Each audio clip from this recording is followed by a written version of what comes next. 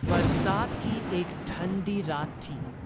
घड़ी ने रात के ठीक 12 बजाए ही थे कि गांव भैरवपुर की सारी बत्तियां एक साथ बुझ गईं। बिजली जाना उस गांव में नई बात नहीं थी, लेकिन उस रात अंधेरा कुछ अलग था।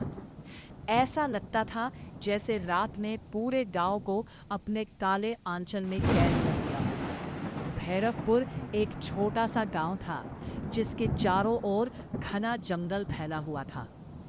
गांव के बुजुर्ग अक्सर एक अजीब कहानी सुनाते थे। वे कहते थे, अगर किसी रात दरवाजे पर दस्तक सुनाई दे और बाहर कोई दिखाई ना दे, तो कभी भी तीसरी बार दरवाज़ा मत खोलना, क्योंकि तीसरी दस्तक इंसान नहीं देता।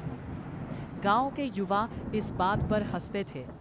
उन्हें लगता था कि यह सब बच्चों को डराने के लिए बनाई गई कहानियां हैं। लेकिन उस रात यह कहानी सच बनने वाली थी। गांव के किनारे एक पुराना मकान था। उस घर में केवल 2 लोग रहते थे, राघव और उसकी बूढ़ी माँ सावित्री। राघव शहर में नौकरी करता था, लेकिन माँ की तबीयत खराब रहने के कारण वह कुछ महीनों के लिए गांव लौट आया था। उस रात तेज बारिश हो रही थी। राघव ने खिड़की बंद की और माँ से कहा, माँ, आज तो लगता है पूरी रात बारिश होगी।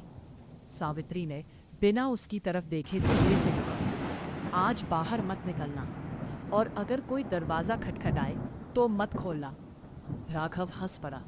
अरे माँ, आज भी वही पुरानी बातें? सावित्री का चेहरा अचानक गंभीर हो गया। मैं मजाक नहीं कर रही, आज अमावस्या है। इतना कहकर वो चुप हो गई। राघव ने बात को हंसी में उड़ा दिया। करीब आधे घंटे बाद थक थक दरवाजे पर दस्तक हुई। राघव ने सोचा शायद कोई राहगीर होगा। वो दरवाजे तक गया, दरवाज़ा खोला। बाहर कोई नहीं था, सिर्फ बारिश और कीचड़। उसने चारों ओर देखा, कोई नहीं। वो वापस अंदर आ गया। सावित्री घबराकर बोली, क्या बाहर कोई था? नहीं। सावित्री का चेहरा सफ़ेद पड़ गया।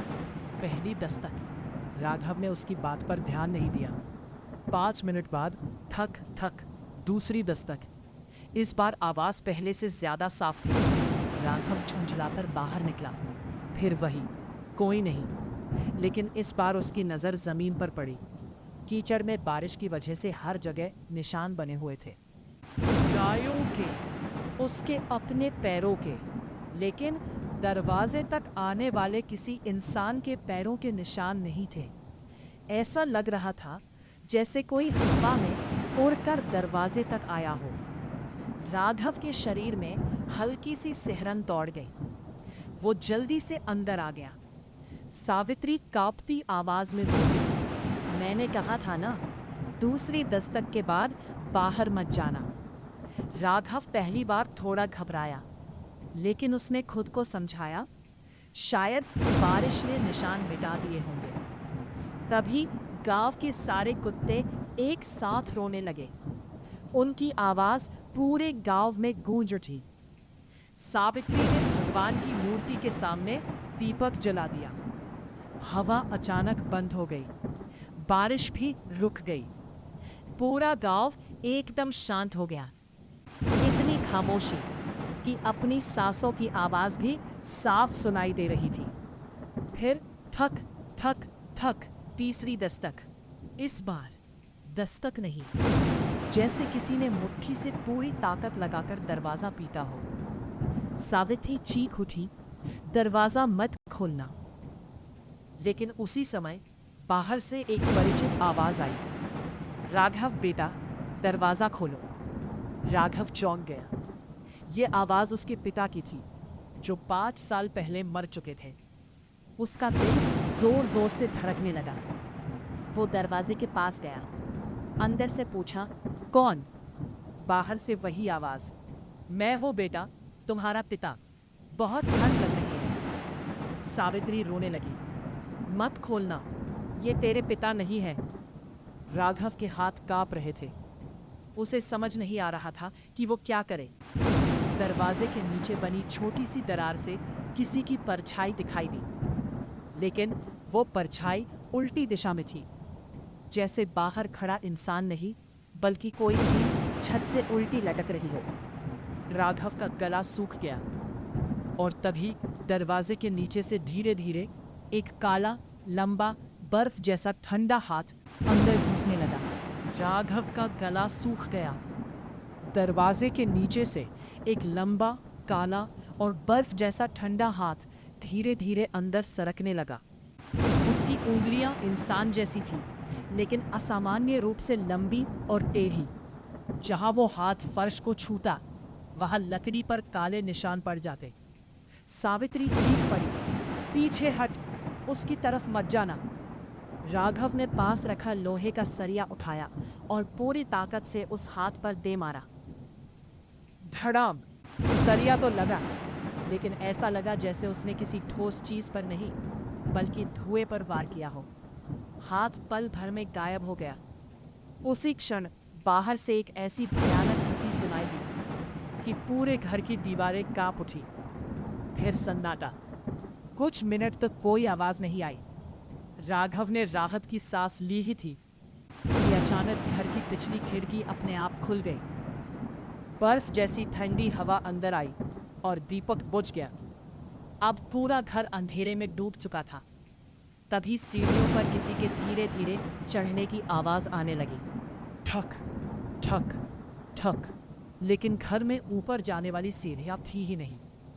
राघव की रीढ़ में सिहरन दौड़ गई। आवाज अब ठीक उसके सिर के ऊपर से आ रही थी, जैसे कोई छत पर चल रहा हो। अचानक छत से मिट्टी झड़ने लगी। फिर एक फुसफुसाहट सुनाई दी, मैं अंदर आ चुका हूँ। सावित्री ने कांपते हुए पूजा की अलमारी खोली और एक पुराना ताबीज निकाला। ये तेरे दादा ने मुझे दिया था। उन्होंने कहा था, अगर कभी बिना पैरों के निशान वाला मेहमान आए तो इसे इसके सामने करना। राघव ने ताबीज हाथ में लिया। तभी कमरे के कोने में अंधेरे के बीच दो लाल आंखें चमकी। धीरे धीरे एक आकृति सामने आई। उसका चेहरा हर पल बदल रहा था। कभी वो राघव के पिता जैसा दिखता, कभी गांव के सरपंच जैसा, कभी किसी छोटे बच्चे जैसा। लेकिन एक चीज हर बार एक जैसी थी, उसके पैरों की जगह कुछ भी नहीं था। वो जमीन से कुछ इंच ऊपर हवा में तैर रहा था। यही कारण था कि उसके कभी पैरों के निशान नहीं बनते थे। वह मुस्कुराया, मैं किसी का रूप ले सकता हूँ, लेकिन धरती मुझे स्वीकार नहीं करती, इसलिए मेरे कदमों के निशान कभी नहीं बनते। राघव ने ताबीज उसकी ओर बढ़ाया। अचानक वह आकृति दर्द से चीख उठी। पूरा कमरा कांपने लगा। लेकिन अगले ही पल उसने अपना रूप बदलकर सावित्री का चेहरा बना लिया। बेटा, मैं हूँ, ताबीज फेंक दे। राघव एक पल के लिए भ्रमित हो गया। तभी असली सावित्री ने पीछे से चिल्लाकर कहा, उसकी आंखों में मत देखना। राघव ने तुरंत आंखें बंद कर ली और भगवान का नाम लेते हुए ताबीज उसकी ओर फेंक दिया। ताबीज उसके सीने से टकराया। एक भयानक चीख पूरे गांव में गूंज उठी। घर की सारी खिड़कियां एक साथ टूट गईं। काली परछाई धुएं में बदलकर तड़पने लगी। कुछ ही सेकंड में वह गायब हो गई। बारिश फिर शुरू हो गई। मुर्गे की पहली बांग सुनाई दी। सुबह हो चुकी थी। राघव और सावित्री ने राहत की सांस ली। उन्हें लगा कि सब खत्म हो गया। लेकिन जब राघव ने घर के बाहर कदम रखा तो कीचड़ में सिर्फ उसके अपने पैरों के निशान थे। उनके साथ साथ एक दूसरी लकीर भी चल रही थी, जैसे कोई अदृश्य चीज उसके बिल्कुल साथ साथ चल रही हो। उसने घबराकर पीछे देखा, कोई नहीं था। कुछ दिन बाद राघव शहर लौट गया। उसने उस रात को भुलाने की बहुत कोशिश की, लेकिन अजीब घटनाएं उसका पीछा करती रही। हर अमावस्या की रात उसके घर के दरवाजे पर ठीक 12 बजे 3 दस्तकें सुनाई देती। ठक ठक ठक। वह कभी दरवाज़ा नहीं खोलता। एक साल बाद भैरवपुर गांव में एक नया परिवार आकर रहने लगा।